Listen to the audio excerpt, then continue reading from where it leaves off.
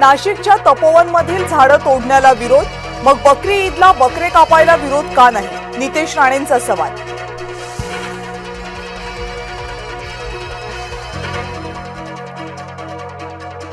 शीतल तेजवानीला कोर्टामध्ये केलं हजर, पोलिसांनीही केली पुन्हा चौकशी.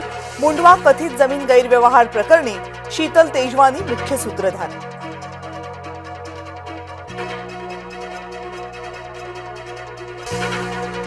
मुंडवामधील कथित जमीन गैरव्यवहार प्रकरणी सुनावणी. पार्थ पवारांची बाजू मांडायला वकिलांची फौज उभी.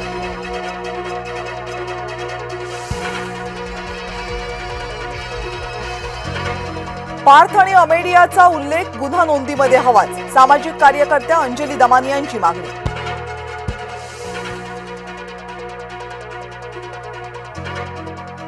माणिकराव कोकाटे बदनामी खटल्यामध्ये हजर व्हा, रोहित पवार यांना नाशिक जिल्हा सत्र न्यायालयाचे आदेश.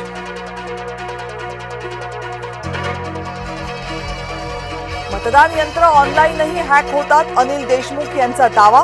ईव्हीएम हॅक करण्याच्या आव्हानावर पवार गट चिडीचूप.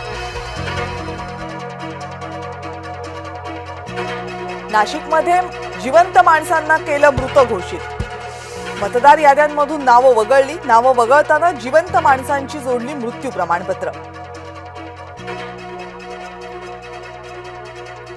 संशय येईल असं काम करूच नये, राजू शेट्टींचा निवडणूक आयोगाला सल्ला.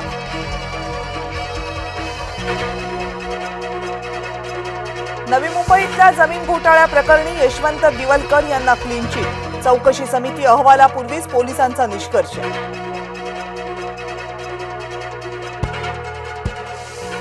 राणीच्या बागेतील रुद्र वाघ कुठे आहे? भाजपचा सवाल.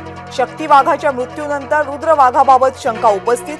रुद्र वाघाबाबत प्रशासनानं भूमिका स्पष्ट करण्याची भाजपची मागणी. मुंबई मनपा निवडणुकीची लगबग सुरू, निवडणूक आयुक्तांची मतदार याद्या शुद्धीकरणाबाबत पालिका आयुक्तांशी चर्चा. दिवाळी अधिवेशन सप्ताहात रखडलेल्या निवडणुकांची घोषणा होण्याची शक्यता, सूत्रांची जय महाराष्ट्रला माहिती. 14 डिसेंबरला मनपा निवडणुकांची घोषणा शक्य. मतदान केंद्राबाहेर रोहिणी खडसे आणि पोलिसांमध्ये बाचाबाची, शिवसेनेच्या कार्यकर्त्यांची गर्दी पांगवण्यासाठी रोहिणी खडसे आक्रमक, मुक्ताईनगरमधली घटना.